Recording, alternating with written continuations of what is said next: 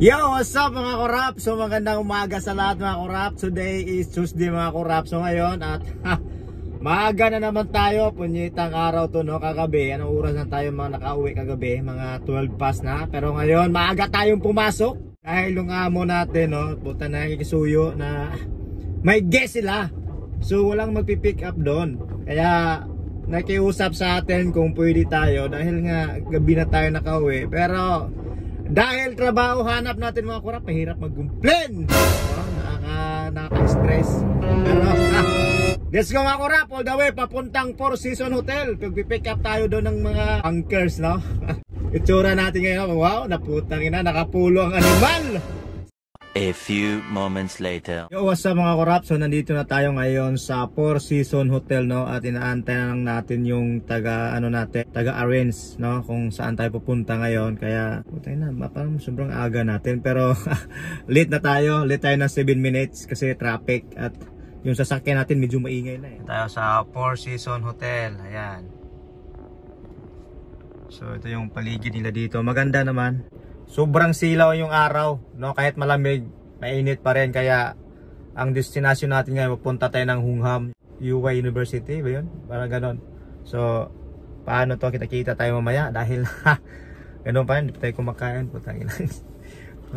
So yun mga kurap, no? Kita-kits tayo mamaya. A few inches later. So yun na nga mga kurap, nandito tayo ngayon sa Quarry Bay, no? At dahil dito sa Hungham, kaya madali lang tayo doon, kaya hindi tayo nakapag-vlog doon dahil sobrang bilis lang natin kasi si Monica Lay, yung ano dito. So pupunta sa office niya dito sa Quarry Bay, kaya hinati natin doon. Ganun pa rin, yung aircon walang yung sasakyan walang aircon. Punyita talaga itong sasakyan na ito, nakakahiya, no? Pawis na pawis yung guest eh, no? Sabi ko lang, maraming tissue sa likod, no? Eh, no? Quarry Bay, so mainit, kahit malamig, mainit. Yung lugar dito, ano, uy, so mainit yung araw, grabe silang ng araw. Tayo may nakalagay na no, sasakyan. Ang ibig sabihin yan, Chinese na yan, aircon defective. Yan no, stoplight tayo. So dito mga kurap, kung maging driver ka dito, napaka-excited no, excitement yung pag-drive dito. O saan ka pumupunta-punta ba? Pasuot-suot ba?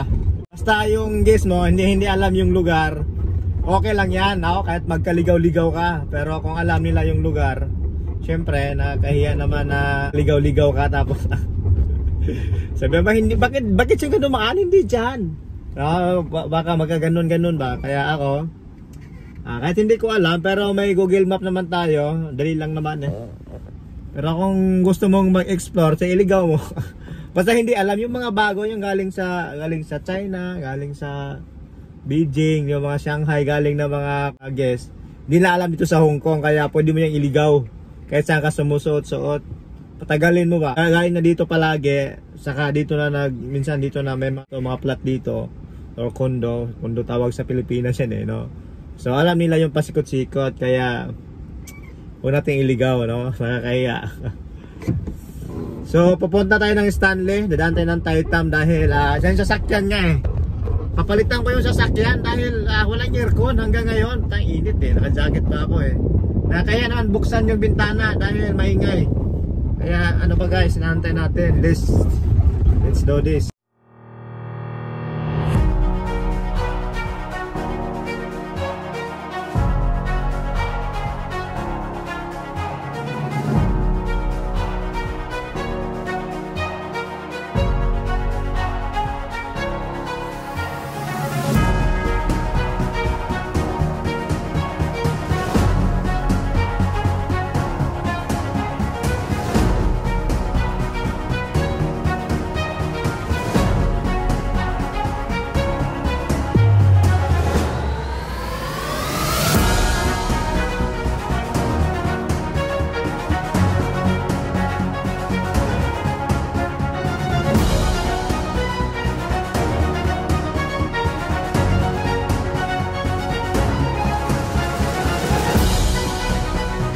So yan na nga mga kurap, so nandito tayo ngayon sa Hungham, no? So sobrang traffic dito kahit tanghali na. So ang oras natin ngayon ay alas 12 na. So kumakain na bang lahat?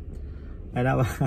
Yung mukha natin parang nanglilimahay na naman eh. Kasi hindi nga tayo kanina ka-aircon eh. Kaya pumapangit tayo lalo pag walang aircon yung sasakyan. Ayan o, sobrang traffic. Ano to kasada dito? Puro taxi lahat eh. Busit ano nga. Ayan o. So iikot ako dun sa kabila kasi di ako makapark. Diyan dun tayo papark sa kabila kasi mag-antay muna tayo ng mga ilang minuto. Mga 30 minutes siguro. So 12:24 na ng hapon, no? At yan. To. A few moments later. Yo, what's up mga kurap? Nagbabalik ang iyong lingkod, no? So nandito tayo ngayon sa Moody Road. Paistinggi ata. Gago!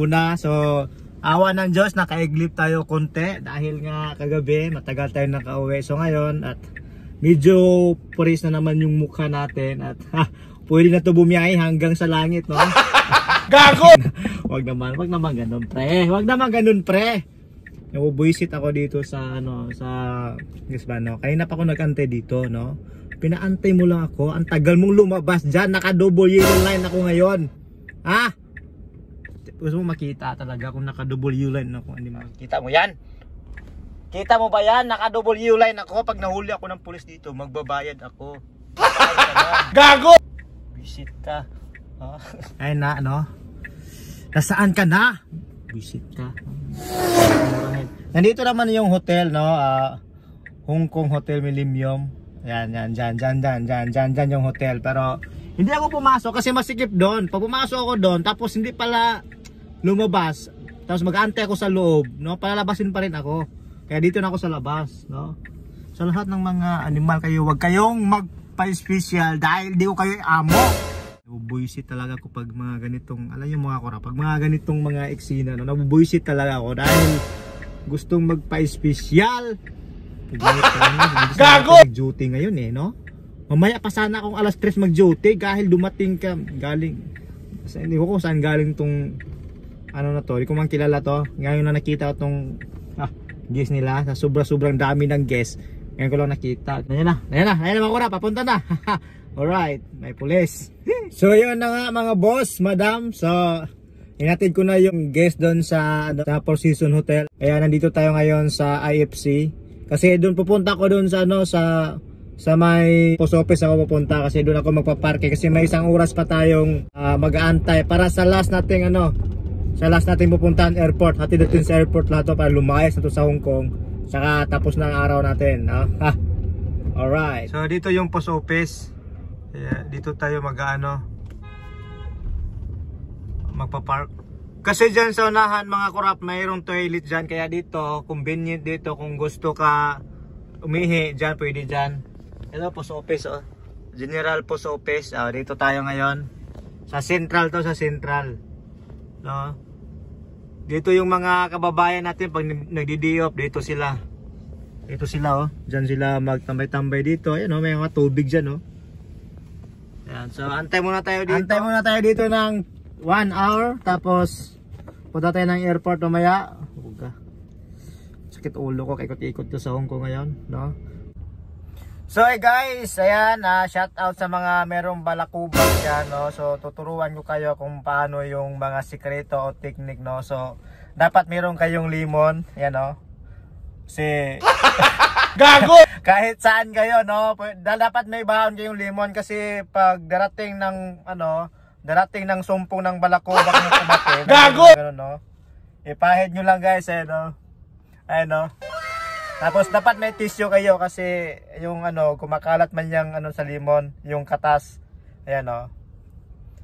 Pwede to pang gel, no? Kung wala kayong gel, pwede na rin to, no? With hair. Gago! Yan. Kita mo, putang ina, parang woo! So yan guys, no? So bigyan ko yan ng mga technique kung paano pawalan ng balakubak. Actually, ginawa ko to, kita nyo naman, no? Diba? So ayun ang mga sikreto guys, ha? Di na kailangan bumili ng gel, di na kailangan bumili ng Gatsby o paano pang lagay ng buhok.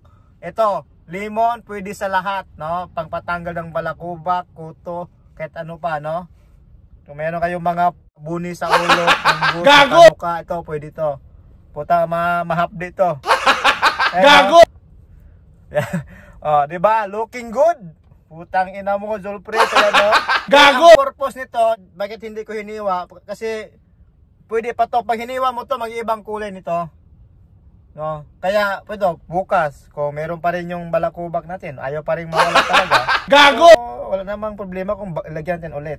Ayan, no? Ayan, yes, ha? Ayan na kayo, may mga tips na akong binigay, no? Yung kilay natin, baka meron din, no? So, dapat lagyan natin ng limon. Gago! Talaga naman, no? Ayan. Ayan. So, ngayon may gis tayo dito. Tuyo na lang kulang sa buhok para sausawan. Gago!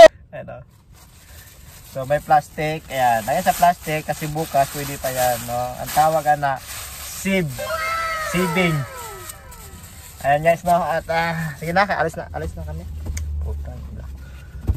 Sarap magmura dito sa Hong Kong. Yo, what's up, man? At yan na nga, no?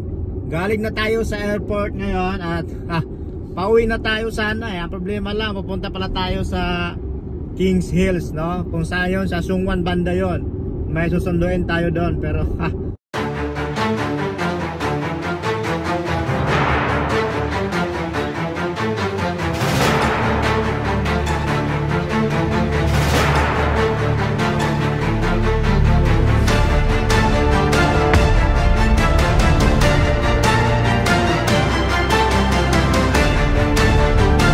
so yun guys, dito yung nagparking sa mid-level, no? May ano dito, magta-top up tayo dito ngayon kasi pupunta tayo sa Kisong Pinoy, no? Magano tayo doon, magbili ng tawas.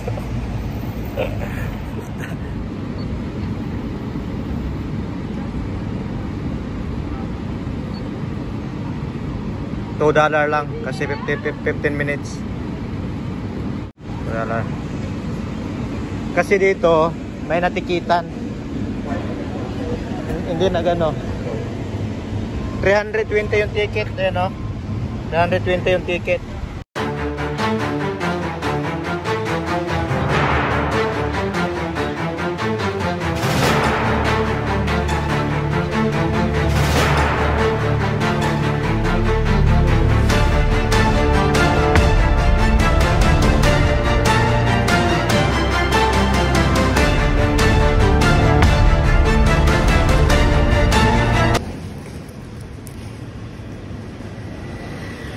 So kumain tayo ng tinapay mga kurap dahil nakakagutom yung buong araw, paikot-ikot tayo dyan, no? Kisong Pinoy. Tinapay galing Pilipinas pa to.